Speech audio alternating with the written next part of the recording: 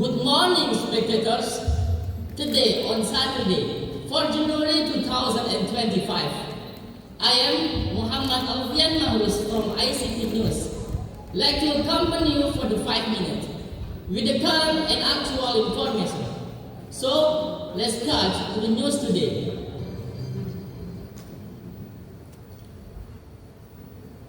The high price of chicken egg has forced some residents of Cilacap, Central Java, to hunt for broken eggs which are cheaper.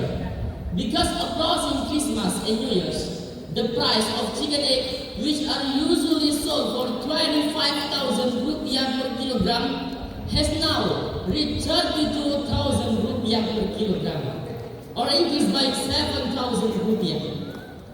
This increase in egg price has occurred for the past 2 weeks. Some consumers admit they are forced to buy broken egg which cost 20,000 rupiah per kilogram because they can afford to buy whole chicken egg because the price of other basic necessities are also soaring. Well, that's all the news for today. Thanks for tuning in. We'll back tomorrow with more. See you next everyone.